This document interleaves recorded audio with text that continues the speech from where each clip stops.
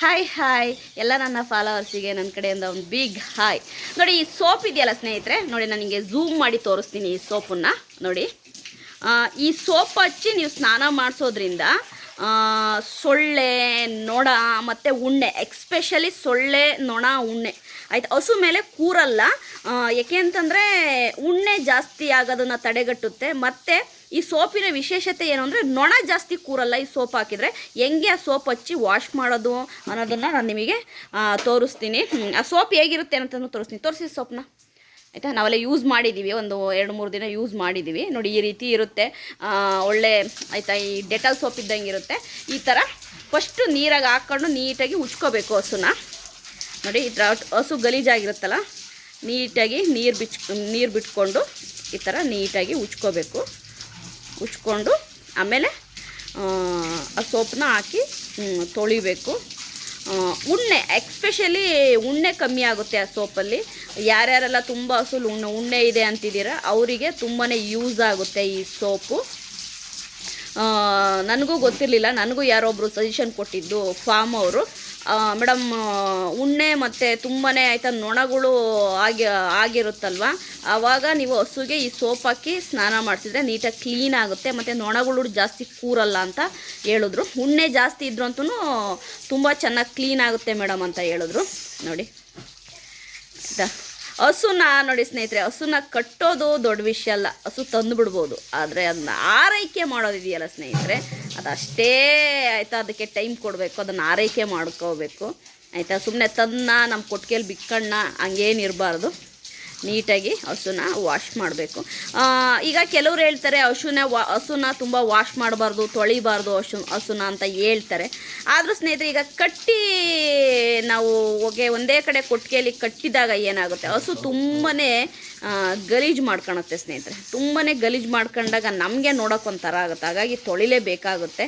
ತುಂಬಾ ಗಲೀಜಾಗಿ ಬಿಟ್ಟಾಗ ಏನಾಗುತ್ತೆ, ಈ ನೊಣ, ಸೊಳ್ಳೆ ಜಾಸ್ತಿ ಆಗ್ತವೆ. ಹಾಗಾಗಿ ನಿಮ್ಮ ಕೊಟ್ಟಿಗೆನ ನೀವು ತುಂಬಾ ಶುದ್ಧವಾಗಿ ಇಟ್ಕೋಬೇಕು. ಅದೇ ರೀತಿ ಹಸುನೂ ಕೂಡ ಅಷ್ಟೇ, ಯಾವಾಗಲೂ ತುಂಬಾ ಗಲೀಜಾಗಿ ಬಿಡಬಾರ್ದು. ಏಕೆಂದರೆ ಈಗ ಒಂದು ಚಿಕ್ಕ ಕೊಟ್ಟಿಗೆ ಇರುತ್ತೆ ಅಂತ ಇಟ್ಕೊಳ್ಳಿ, ಒಂದು 5-6 ಹಸು ಇರುತ್ತೆ.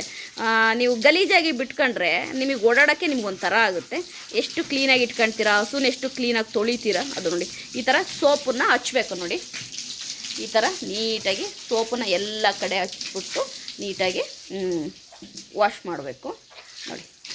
ಈ ಥರ ಎಲ್ಲ ಕತ್ತಿನ ತನಕನೂ ಈ ಥರ ಹಸುಗಳ್ನ ವಾಶ್ ಮಾಡೋತ್ತಿಗೆ ನೋಡಿ ಸ್ನೇಹಿತರೆ, ಏನು ಹಸು ಹುಲ್ಲು ತಿನ್ನುತ್ತಲ್ವ, ದೋಣಿ ಏನಿದೆಯಲ್ವ, ಈ ದೋಣಿನ ಪೂರ್ತಿ ಹುಲ್ಲೆಲ್ಲ ತಕ್ಕೋಬೇಕು. ಯಾಕೆಂದರೆ ನೀರೆಲ್ಲ ಚೆಲ್ಲುತ್ತಲ್ಲ, ಹುಲ್ಲೆಲ್ಲ ನೆಂದೋಗುತ್ತೆ.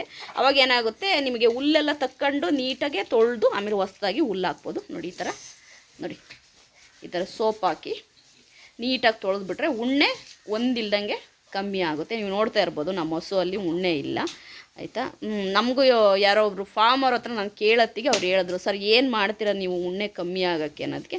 ಮೇಡಮ್ ಇದೊಂದು ಸೋಪ್ ಇದೆ ಮೇಡಮ್, ಇದನ್ನು ಯೂಸ್ ಮಾಡಿ ನಿಮಗೆ ಉಣ್ಣೆ ಆಟೋಮೆಟಿಕ್ಕಾಗಿ ಪೂರ್ತಿ ಕಮ್ಮಿ ಆಗುತ್ತೆ. ಅದೇ ರೀತಿ ಕೆತ್ತಲು ಕೆಳಗಡೆ ಎಲ್ಲ ಅಲ್ಲಿ ಉಣ್ಣೆ ಬಂದು ಸೇರ್ಕೊಳ್ತಾ ಇರ್ತವೆ. ನಮಗೆ ಅಲ್ಲಿ ಬಗ್ಗೆ ನೋಡೋಕ್ಕಾಗಲ್ಲ, ಅಲ್ಲೆಲ್ಲ ಸೇರ್ಕೊಳ್ತಾ ಇರುತ್ತೆ. ಈ ಥರ ವೀಕ್ಲಿ ಒಂದು ಸರಿ ತೊಳೆದ್ರೂ ಆಯಿತು. ನೀಟಾಗಿ ವಾರಕ್ಕೊಂದು ಸರಿ ನೀಟಾಗಿ ಆ ಸೋಪ್ ಹಾಕಿ ತೊಳೆದ್ಬಿಟ್ರೆ ಇದೆಯಲ್ಲ ಸ್ನೇಹಿತರೆ, ನೀಟಾಗಿ ಕ್ಲೀನ್ ಆಗ್ತವೆ ನೋಡಿ. ನೋಡಿ ನೀಟಾಗಿ ಈ ಥರ ಕ್ಲೀನಾಗಿ ವಾಶ್ ಮಾಡಿದರೆ ಆಯಿತು. ಹಸು ಸಾಕಾಣಿಕೆ ಅನ್ನೋದು ನನಗೆ ಕೇಳೋದಾದರೆ ನೀವು ಒಂದು ಮಗು ಸಾಕ್ದಂಗೆ ಸ್ನೇಹಿತರೆ. ನಮ್ಮ ಮನೇಲಿ ಈಗ ಒಂದು ಮಗು ಇದ್ದರೆ ನಾವು ಹೇಗೆ ಸಾಕ್ತೀವಿ ಆ ರೀತಿ ನೋಡಿ. ಈ ಥರ ಸೋಪ್ ಹಾಕಿ ನೀಟಾಗಿ ತೊಳೆದ್ಬಿಡ್ಬೇಕು. ಆವಾಗ ಉಣ್ಣೆ ಆಟೋಮೆಟಿಕ್ಕಾಗಿ ಎಲ್ಲ ಕಮ್ಮಿ ಆಗುತ್ತೆ. ವಾರಕ್ಕೊಂದು ಸರಿ ತೊಳೆದ್ರೆ ಸಾಕು, ನೀವೇನು ದಿನ ತೊಳಿಬೇಕು ಅದನ್ನು ಸೋಪ್ ಹಾಕಿ ಅಂತೇನಿಲ್ಲ. ವಾರಕ್ಕೊಂದು ಸರಿ ಸೋಪ್ ಹಾಕ್ಬಿಟ್ಟು ನೀಟಾಗಿ ಎಲ್ಲ ಕಡೆ ಉಜ್ಜಿಬಿಟ್ರೆ ಆಯಿತು. ಈಗ ನೋಡಿ ನಮ್ಮ ಹಸು ಎಷ್ಟು ನೀಟಾಗಿ ಕ್ಲೀನ್ ಆಗ್ತಾಯಿದೆ ಅಂಥೇಳಿ. ಹಸು ಕ್ಲೀನ್ ಇದ್ದಷ್ಟು ನಮಗೂ ಒಳ್ಳೆಯದು. ವೀಕ್ಲಿ ಒಂದು ಸರಿ ನೀಟಾಗಿ ಉಜ್ಜಿ ತೊಳೆದ್ಬಿಡಿ, ಏನಾಗಲ್ಲ. ಅದು ಎಕ್ಸ್ಪೆಷಲಿ ನೀವು ಬ್ರೀಡ್ ಹಸ ತರ್ತೀರಾ ಅಂದರೆ ಸ್ನೇಹಿತರೆ, ಅದರದ್ದು ಸ್ವಚ್ಛತೆ ಕಾಪಾಡೋದು ತುಂಬಾ ಮುಖ್ಯ ಆಗಿರುತ್ತೆ. ಅದರ ಸ್ವಚ್ಛತೆ ತುಂಬಾ ಇಂಪಾರ್ಟೆಂಟು. ಎಷ್ಟು ನೀಟಾಗಿ ನೀವು ಸ್ವಚ್ಛವಾಗಿ ಹಸುನ ಇಟ್ಕೊಳ್ತೀರ ಅಷ್ಟು ಒಳ್ಳೆಯದು, ಆರೋಗ್ಯವಾಗಿರುತ್ತೆ. ತುಂಬ ಜನ ಹೇಳೋದು ನನಗೆ, ಮೇಡಮ್ ಹಸು ಅಲ್ಲಿ ಏನಿದೆ ಮೇಡಮ್, ಲಾಭ ಏನಿದೆ, ಹಾಗೆ ಹೀಗೆ ಅಂತ ಹೇಳ್ತಾರೆ. ನೀವು ಹೈನುಗಾರಿಕೆ ಮಾಡ್ತಿರೋ ಇಲ್ಲ ಉದ್ಯಮ ಮಾಡ್ತಿರೋ, ಎರಡರಲ್ಲಿ ಒಂದನ್ನು ನೀವು ಡಿಸೈಡ್ ಮಾಡ್ಕೋಬೇಕು. ಉದ್ಯಮ ಮಾಡ್ತೀರಾ ಅಂತಂದರೆ ನಿಮಗೆ ಒಂದು ಹಸು 2 ಹಸು ಇಟ್ಕೊಂಡು ಉದ್ಯಮ ಮಾಡೋಕ್ಕಾಗಲ್ಲ ಸ್ನೇಹಿತರೆ. ಒಂದು 7-8 ಹಸು ಇಟ್ಕೋಬೇಕು, ಇಲ್ಲ ಒಂದು ಅಟ್ಲೀಸ್ಟ್ ಒಂದು 5-6 ಹಸು ಇಟ್ಕೊಂಡು ನೀವು ಉದ್ಯಮ ಮಾಡಬೇಕು, ಬಿಸ್ನೆಸ್ ಮಾಡಬೇಕು. ಹಾಗಾಗಿ ನೀವು ಡಿಸೈಡ್ ಮಾಡ್ಕೋಬೇಕು. ನೀವು ಮನೆಗೋಸ್ಕರವಾಗಿ 1-2 ಇಟ್ಕೊಂಡು ಓಕೆ ಮನೆ ನಡೆಸ್ಕೊಂಡ್ರೆ ಸಾಕು ಅಂತೀರೋ, ಇಲ್ಲ ನಾವು ಉದ್ಯಮ ಮಾಡ್ತೀವಿ ಅನ್ನೋದಾದರೆ ಸ್ವಲ್ಪ ದೊಡ್ಡ ಮಟ್ಟದಲ್ಲಿ ಅಂದರೆ 50 ಹಸು ತಂದು ಮಾಡಿ ಅಂತ ಹೇಳಲ್ಲ ನಾನು. ಒಂದೊಂದೇ ಒಂದು 5-6 ಮಾಡಿಕೊಂಡು ಮಾಡಿ ಅಂತೀನಿ. ಫಸ್ಟು ಲರ್ನಿಂಗ್ ಟೈಮಲ್ಲಿ 1-2 ತಂದುಕೊಂಡು ಫಸ್ಟ್ ಅದ್ರಲ್ಲಿ ಕಲೀರಿ ಸ್ನೇಹಿತರೆ. ನಿಮಗೆ ಪ್ಯಾಷನ್ ಇದೆಯಾ ಹಸು ಸಾಕೋದ್ರಲ್ಲಿ, ಹಸು ಸಾಕಾಣಿಕೆ ಮಾಡೋದ್ರಲ್ಲಿ ನಿಮಗೆ ಪ್ಯಾಷನ್ ಇದೆ ಅಂತ 2 ಹಸುವಲ್ಲೇ ಗೊತ್ತಾಗ್ಬಿಡುತ್ತೆ. ಆಗ ನೀವು ಒಂದೊಂದೇ ತಂದ್ಕೋಬೋದು. ಈಗ ನಾವು 2 ತಂದಿದ್ದೀವಿ ಅಂದರೆ ನಮ್ಗೆ ಇನ್ನೂ 2 ತರಬೇಕು ಅನ್ನೋ ಆಸೆ ಇದೆ. ಯಾಕೆ ಅಂತಂದರೆ ನಾವು ಇದರಲ್ಲಿ ನಾವು ಪಳಗ್ತಾ ಇದ್ದೀವಿ, ಇದರಲ್ಲಿ ನಾವು ಕಲಿಕೆ ಮಾಡ್ತಾಯಿದ್ದೀವಿ. ಹಸುವಲ್ಲಿ ನಾವು ಕಲಿತಾ ಇದ್ದೀವಿ ಹೆಂಗೆ ನೋಡ್ಕೋಬೇಕು ಹಸುನ, ಅದು ಹೇಗೆ, ಆ ಟೈಮಿಂಗ್ಸ್ ಏನು, ಅದ್ರದ್ದು ಆಯಿತಾ ಫುಡ್ಡು, ಅಂದರೆ ಅದಕ್ಕೆ ಬೇಕಾಗಿರುವಂತಹ ಊಟವನ್ನು ನಾವು ಹೇಗೆ ಬೆಳ್ಕೋಬೇಕು ಆಯಿತಾ, ಹುಲ್ಲು ಹೇಗೆ ಬೆಳ್ಕೋಬೇಕು, ಸಪ್ಪೆ ಹೇಗೆ ಬೆಳ್ಕೋಬೇಕು, ಶೈಲಜ್ ಹೇಗೆ ಮಾಡ್ಕೋಬೇಕು, ಅದಕ್ಕೆ ತಕ್ಕ ಭೂಮಿ ನಮ್ಮ ಹತ್ರ ಇದೆಯಾ, ನಮ್ಮ ಹತ್ರ ಭೂಮಿ ಇಲ್ವಾ, ನಾವು ಕೊಂಡ್ಕೋಬೇಕಾ, ಕೊಂಡ್ಕೊಂಡ್ರೆ ನಮ್ಗೆ ಹೆಂಗಾಗುತ್ತೆ ಏನು, ಇದೆಲ್ಲವನ್ನು ನಾವು ಈಗ ತಿಳ್ಕೊಳ್ತಾ ಇದ್ವಿ ಸ್ನೇಹಿತರೆ. ಆಯಿತಾ, ನಾನು ಅದೇ ಹೇಳೋದು, ನೀವು ಉದ್ಯಮ ಮಾಡ್ತೀರಿ ಅನ್ನೋದಾದರೆ ಪ್ರಾಪರ್ಡಾಗಿ ಒಂದು 4-5 ತಂದುಕೊಂಡು ಆಯಿತಾ, ದಿನಕ್ಕೊಂದು 100 ಲೀಟ್ರೋ ಒಂದು 50-60 ಲೀಟ್ರ್ ಹಾಕೋ ರೀತಿ ಮಾಡಿ ಅದು ಉದ್ಯಮ. ಇಲ್ಲ ನಮಗೆ ಮನೆ ಬಳಕೆಗೆ ಮತ್ತು ಸ್ವಲ್ಪ ಡೈರಿಗೆ ಹಾಕಿದ್ರೆ ಸಾಕು ಅನ್ನೋರಾದರೆ ನಿಮಗೆ 1-2 ವರ್ಕೌಟ್ ಆಗುತ್ತೆ. ಒಟ್ಟಾರೆ ನನಗೇನು ಗೊತ್ತಾ, ಪ್ಯಾಷನ್ ಇರಬೇಕು. ಯಾವುದೇ ಕೆಲಸದಲ್ಲೂ ಪ್ಯಾಷನ್ ಇರಬೇಕು. ಅದರಲ್ಲಿ ನಿಮ್ಮನ್ನು ನೀವು ತೊಡಗಿಸ್ಕೊಂಡ್ರೆ ಅದು ನಿಮ್ಮನ್ನು ಹೇಗೆ ನೋಡ್ಕೋಬೇಕು ಅನ್ನೋದನ್ನು ಆಯಿತಾ, ಹಸು ನೋಡ್ಕೊಳ್ತಾ ಇರುತ್ತೆ ನಿಮ್ಮನ್ನು. ಈ ಒಂದು ವಿಡಿಯೋ ನಿಮಗೆ ಇಷ್ಟ ಆಗಿದೆ ಅಂದ್ಕೊಳ್ತಾ ಇದ್ದೀನಿ. ನೋಡ್ಬೋದು ನೀವು ನಮ್ಮ ಮನೆಯಲ್ಲಿ ಆಯಿತಾ ಹೇಗೆ ಸೋಪ್ ಹಾಕಿ ಹಸುನ ಉಜ್ಜುತ್ತಾ ಇದ್ದಾರೆ ಅನ್ನೋದು.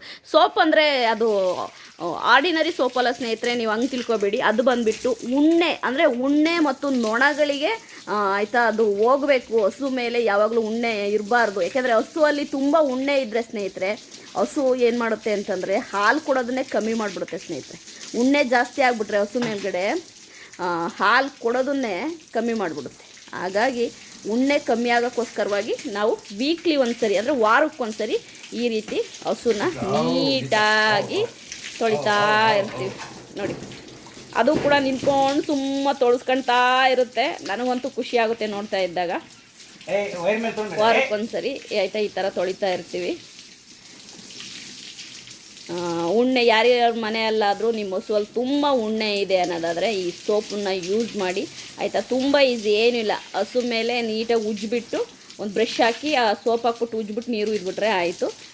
ಆಟೋಮೆಟಿಕ್ಕಾಗಿ ನಿಮಗೆ ಉಣ್ಣೆ ಕಮ್ಮಿ ಆಗುತ್ತೆ. ದಿನ ಮಾಡಬೇಕಂತೇನಿಲ್ಲ, ವಾರಕ್ಕೊಂದ್ಸರಿ ನೀವು ತೊಳೆದ್ರೂ ಆಯಿತು.